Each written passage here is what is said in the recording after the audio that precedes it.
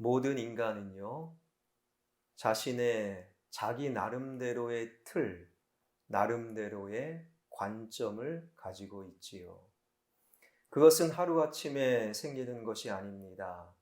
오랜 삶의 경험, 그것이 직접적인 경험이든 간접적인 경험이든 그것이 내 안에 이성과 논리의 과정을 거쳐서 시간의 흐름에 따라 어떤 체계화 그리고 내 안에 틀이 형성이 되지요.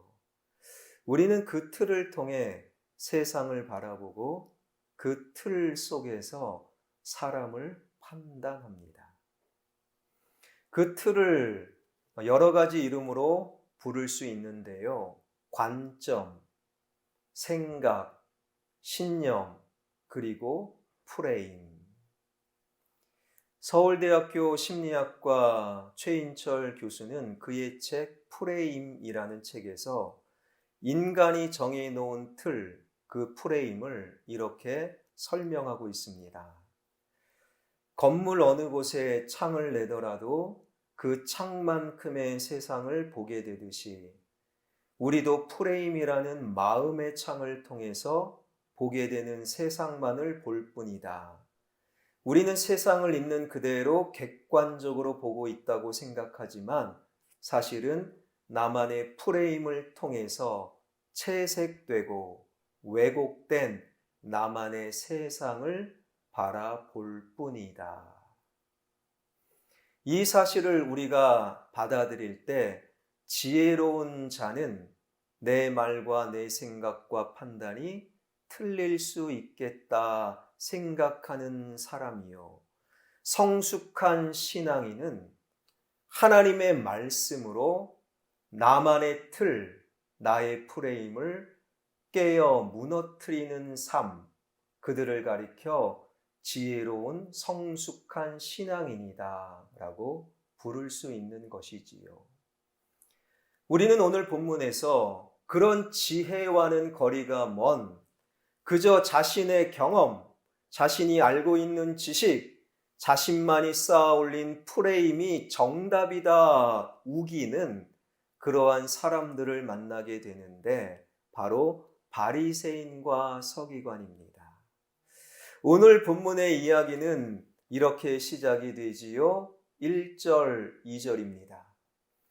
모든 세리와 죄인들이 말씀을 들으러 가까이 나아오니 바리새인과 서기관들이 수군거려 이르되 이 사람이 죄인을 영접하고 음식을 같이 먹는다 하더라. 바리새인과 서기관들이 수군거렸다. 그 상황이 어떤 상황이냐? 예수님께서 죄인과 세리들에게 말씀을 가르치신 이후에 그들과 밥을 같이 먹습니다. 그 장면을 보고 바리새인과 서기관들이 수군거렸다라는 것이지요. 여기서 수군거렸다라는 헬라어 단어는요, 비난하다, 손가락질하다, 욕하다라는 굉장히 부정적인 단어예요. 당시 바리새인과 서기관을 포함한 유대인들의 틀, 그들의 생각 속에는 밥을 같이 먹는다라는 것은 한 가족이다라는 의미가 있었고 그들의 생각 속에는 죄인과 세리는 사람이 아니라 개와 돼지인데 개와 돼지 저것들과 밥을 같이 먹을 수는 없다. 이것이 바로 당시 바리새인과 서기관들의 틀, 그들만의 프레임이었다라는 거예요. 그들만의 틀, 프레임으로 예수님의 복음을 바라보니 그러니 수군거릴 수밖에요. 그러니 비난하고 예수님을 욕할 수밖에요.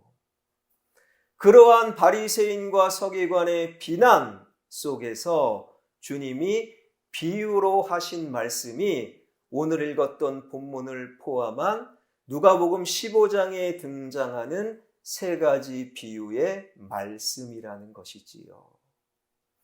여기서 누가복음 15장에 등장하는 세 가지 비유, 잃은 양의 비유, 잃은 드라크마의 비유, 잃은 아들의 비유, 이 비유의 말씀을 우리가 살피기 전에 먼저 하나님의 큰 의도를 확인해야 되는데 3절입니다. 예수께서 그들에게 이 비유로 이르시되, 여기서 이 비유로라고 번역된 헬라어 단어가 복수로 써야 돼요. 세 가지니까. 그런데 헬라어 원문에는 단수로 쓰여 있어요. 그러니까 누가복음 15장을 시작하는 이 비유에서 먼저 하나님의 큰 마음은 잃어버린 양의 비유, 잃어버린 동전 드라크마의 비유, 잃은 아들의 비유는 내용은 세 가지이지만 그 목적과 의미와 하시고자 하셨던 말씀의 결과는 하나다. 이것을 먼저 마음속에 새기고, 오늘은 그 세 가지 비유 중 첫 번째 비유에 해당되는 잃은 양을 찾아 나선 목자의 이야기를 살피려고 합니다. 그 이야기의 전체의 내용은 이거죠. 어떤 목자에게 100마리 양이 있었습니다. 그러던 어느 날 들에 나갔다가 한 마리를 잃어버렸어요. 목자는 그 잃어버린 양을 찾기 위해 나머지 99마리 양을 들에 두고 한 마리를 찾아 나서지요. 그리고 찾아 돌아와서 큰 기쁨의 축제, 잔치를 벌였다라는 그러한 이야기. 이 이야기는요, 이 말씀은요, 그야말로 해피엔딩이고 참으로 따스함을 준 좋은 이야기임에 틀림없습니다. 그럼에도 우리는 이 내용 전체에 잠시 머물러 두 가지 문제를 짚고 넘어가야 합니다. 하나는 양이 한 마리였다면 100%, 그러니 무조건 찾아 나서야 합니다. 혹은 양이 한 10마리 가운데 한 마리 잃어버렸다면 10% 당연히 찾아 나서야지요. 그런데 100마리였다라는 거예요. 100마리. 여러분, 100마리 가운데 한 마리는 1%. 게다가 양이라는 짐승을 잠시 우리가 묵상해 보건대, 양이라는 짐승은 굉장한 근시, 그래서 시력의 한계가 약 10m 정도, 멀리 볼 수 없답니다.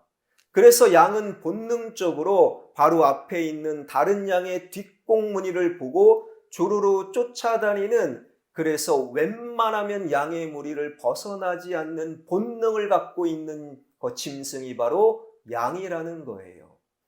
그런데 그 양 무리를 벗어났다. 그 양은 바로 말썽꾸러기 양, 평상시에 목자의 말을, 목자의 음성을 지지리도 안 듣는 못된 양으로 이해해도 되는 거예요.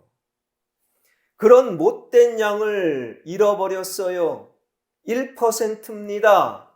그러면 목자는요, 솔직히 알터니가 빠졌다, 편안해졌다, 전체 분위기가 좋아졌다, 그리고 오히려 웃을 수 있는 상황. 그럼에도 목자는 그리하지 아니하고 그 잃어버린 양을 찾아 나서게 되는데, 그 장면이 오늘 본문 4절에 기록되어 있지요. 너희 중에 어떤 사람이 양 100마리가 있는데 그 중에 하나를 잃으면 99마리를 들에 두고 그 잃은 것을 찾아내기까지 찾아다니지 아니하겠느냐. 여기서 참 은혜가 되는 것은 99마리를 들에 두고 한 마리를 찾아 나섰다라는 거예요. 들에 두었다라는 이 헬라어 원문은 내팽겨치다. 마치 쓸모없는 것을 버리는 것처럼 버리다라는 의미가 있어요. 못된 양, 말 지지리도 듣지 않는 한 마리를 찾아 나서기 위해 그래도 말 잘 듣는 진정한 의미에서 내 새끼다라고 말할 수 있는 99마리의 양을 들에 내팽겨친 채 목자는 한 마리 양을 찾아 나서는 거예요. 그날 밤에 늑대가 와서 내 새끼 99마리 양을 물어 죽일 수도 있는 그런 상황에도 99마리를 내팽겨 둔 채 한 마리를 찾아 나선 목자의 이야기는 세상의 틀, 그리고 세상의 영향을 받아 내 안에 세워놓은 프레임으로 도저히 받아들일 수 없는 이상한 이야기인 것이지요. 또 하나를 따져봅니다. 이렇게 어찌어찌 하다 보니 한 마리 양을 찾았네요. 그리고 빨리 돌아와 보니 99마리 내팽겨친 그 99마리가 무사합니다. 얼마나 감사하고 얼마나 안도의 한숨을 쉬겠습니까? 그리고 이젠 끝나면 돼요. 그런데 이 비유의 이야기는 여기서 끝나지 않아요. 그 한 마리 찾았다고 온 동네 사람들을 다 불러 모아 큰 축제, 큰 잔치를 벌이는데 그 장면이 6절에 기록되어 있습니다. 보여주세요. 집에 와서 그 벗과 이웃을 불러 모으고 말하되 나와 함께 즐기자. 나의 잃은 양을 찾아내었노라 하리라. 99마리가 안전해서 벌인 잔치가 아니었어요. 나의 잃은 양을 찾아내었기 때문에 큰 축제, 큰 잔치를 벌이게 되었던 것이지요. 여러분, 여기서 이런 묵상이 되더라고요. 아마 모르긴 몰라도 이날 목자는 돈 꽤 썼을 것입니다. 한 마리 값보다 엄청난 몇 배의 돈을 썼을 것입니다. 여러분, 이게 말이 되는 일입니까? 이 이야기를 우리 삶에 끌고 들어와 한번 이런 생각해 보십시다. 우리 주변에 저도 그런데요. 작은 물건 가운데 자주 잃어버리는 최고가의 제품이 아마 핸드폰일 거예요. 핸드폰을 잃어버렸어요. 산지 얼마 안 된 최신 폰은 무조건 찾아야 됩니다. 그런데 한 6년 썼어요. 인터넷도 안 됩니다. 고장이 자주 납니다. AS에 자주 받아 그 제품 값이 더 많이 나옵니다. 그것을 잃어버렸다면, 물론 정은 들었지만 이참에 하나 새 거로 장만하자. 별 3개짜리 핸드폰이 요즘 좋던데 그것 살까? 아니 그저 물 건너온 사과 거 살까? 뭐 그런 생각하는 거예요. 그런데 잃어버린 6년짜리 그 안 좋은 핸드폰을 찾아 몇 날 며칠을 헤매는 사람은 아마도 없을 겁니다. 그리고 어떻게 찾았네요? 침대 속에 들어간 그 오래된 6년짜리 그냥 중고 나라에 내놓아도 값을 받을 수 없는 그것 하나 찾았다고 그날 밤 친구들, 가족들 다 불러 모아 1,000만 원을 썼다고 합시다. 그 사람이 정상입니까? 비정상입니까? 여러분, 우리는 이 목자의 이야기, 성경 이 말씀을 받아들이기가 어려운 거예요. 세상의 프레임, 세상의 관점으로는 도저히 이해할 수 없는 하나님의 말씀, 그래서 바리새인과 서기관은 수군거립니다. 그리고 어쩌면 예배하는 우리도 하나님의 말씀 앞에 수군거릴 때가 있는 것이지요. 바로 이러한 말씀 앞에 이 비유, 받아들이기 어려운 이 말씀을 우리가 제대로 이해하기 위하여 이 이야기 속에 담겨 있는 하나님의 진짜 마음을 진짜로 헤아릴 수 있기 위하여 우리는 중요한 질문 하나를 던져야 되는 거예요. 그 질문이 무엇입니까? 목자는 어떻게 알았을까? 목자는 100마리의 양 가운데 한 마리가 없어진 것을 어떻게 알았을까? 그 질문 던져야 되는 거예요. 그것은 목자와 양의 관계를 말하는 것입니다. 여러분, 목자는 어떻게 알았을까요?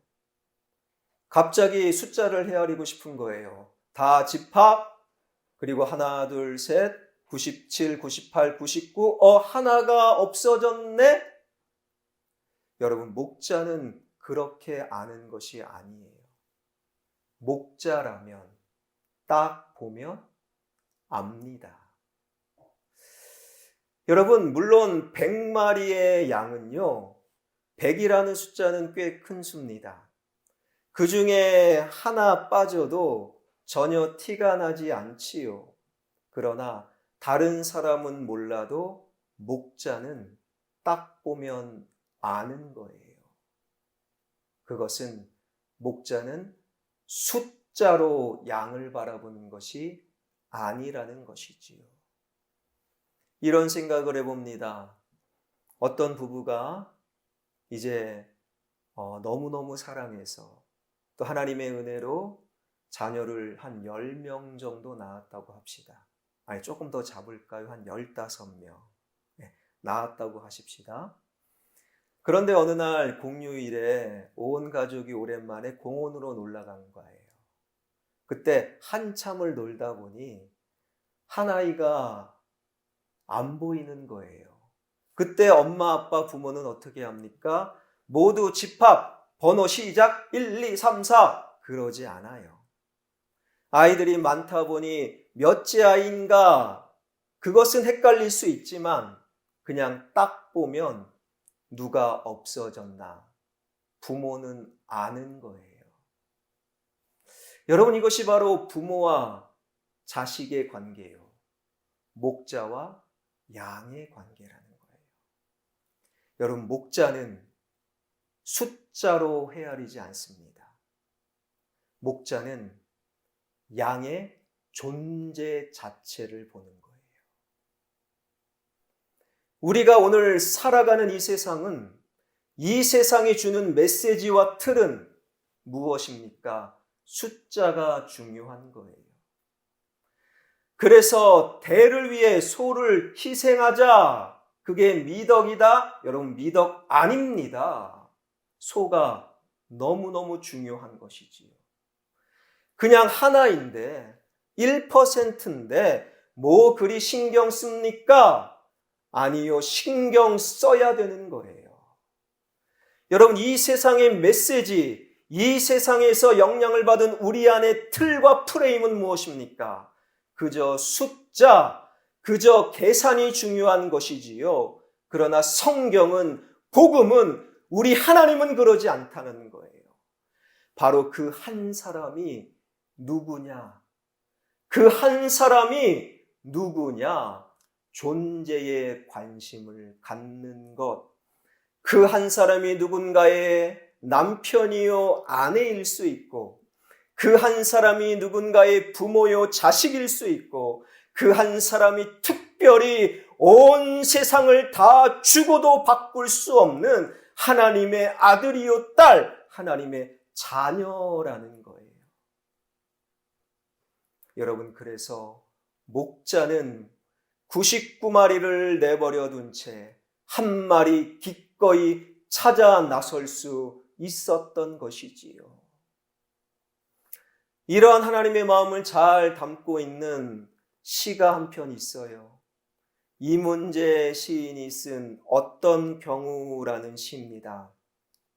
그 시를 읽어드리면요, 어떤 경우에는 내가 이 세상 앞에서 그저 한 사람에 불과하지만 어떤 경우에는 내가 어느 한 사람에게 세상 전부가 될 때가 있다. 여러분, 세상은 한 사람은 그냥 하나의 숫자. 그러니 신경 쓰지 마. 그러니 관심 갖지 마. 그러나 복음은, 하나님은, 성도는, 그 한 사람은 누군가의 전부가 될 수 있음을 우리는 놓치지 말아야 하는 거예요. 이러한 말씀을 마음속에 새길 때 이제 조만간 펼쳐질 말씀 축제, 그래요, 경품 있어서 좋은 것 같아요. 마태복음 때문에는 안 나와도 경품 때문에는 와야지. 저는 그런 마음이 있어요. 그런데 경품 얼만데요? 그 금액 숫자를 바라보는 것이 아니라 이 경품을 통해 한 영혼 한 사람이, 교회를 멀리했던 그 영혼이 교회를 가까이하고, 말씀을 멀리했던 그 영혼이 이번 기회에 말씀을 가까이 할 수 있다면, 여러분, 이 경품 추첨은 성공적인 것 아니겠습니까? 하나님은, 목자는 우리를 향해, 양을 향해 숫자로 보지 않아요. 존재 자체, 한 영혼, 한 영혼, 한 영혼, 그렇게 바라보시는 하나님의 시선 앞에 우리가 쌓아 올린 세상의 틀, 그 프레임이 무너지는 은혜가 임하길 주님의 이름으로 축원합니다. 그리고 한 마리를 찾았네요. 그리고 그 목자가 집으로 돌아오는 그 여정이 5절에 기록되어 있어요. 5절 말씀, 또 찾아낸 즉 즐거워 어깨에 메고. 엄청 은혜가 되지요. 즐거워 어깨에 메고. 만약에 말씀에 즐거워라는 이 아름다운 능력의 말씀 단어가 빠져 있고 어깨에 메고 왔다라고만 되어 있으면 이런 재미난 생각하는 거예요. 양을 찾은 목자가 씩씩거리고 어깨에 메었다. 여러분, 그랬다면 목자가 내가 너를 찾으려고 얼마나 고생했는 줄 알아? 짜증나, 스트레스 받아, 너 집에 가면 혼날 줄 알아. 그리고 씩씩거리며 집으로 돌아왔다면, 여러분, 목자가 그랬다면 양은 얼마나 불편할까요? 아찔한 겁니다. 이런 목자를 만난 게 양에게는 좋습니까? 안 좋습니까? 고민스러운 거예요. 여러분은 그런 남편과 그런 아내를 만난 것이 좋습니까? 안 좋습니까? 좋을 줄 믿습니다. 여러분의 자녀는 부모인 여러분을 만나 행복할까요? 안 행복할까요? 행복할 줄 믿습니다. 여러분은 화평교회를 만나 수지 맞은 줄 믿습니다. 바로 목자를 만난 양이 그랬다라는 거예요. 즐거운 거예요. 기쁜 거예요. 덩실덩실 춤을 춥니다. 그리고 나오는 말씀이 바로 6절이라는 것이지요. 6절 말씀 다 한번 읽겠습니다.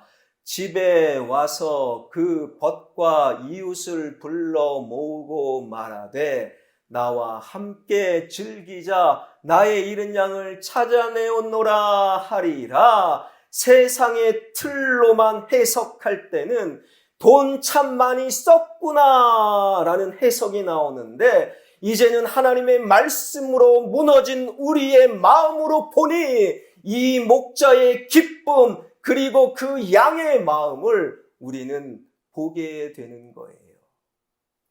여러분, 이때 그 양이 어떤 마음이 들었을까요? 이런 마음, 이런 확신 아니겠습니까? 역시 목자가 최고다.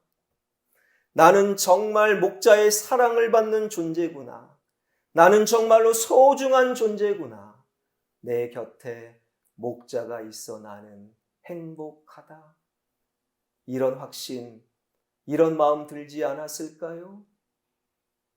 그리고 한 걸음 더 들어가 이런 모든 장면을 버려진 채 목격하고 있던 99마리 그 양들의 마음은 어떠했을까요? 역시 우리 목자야.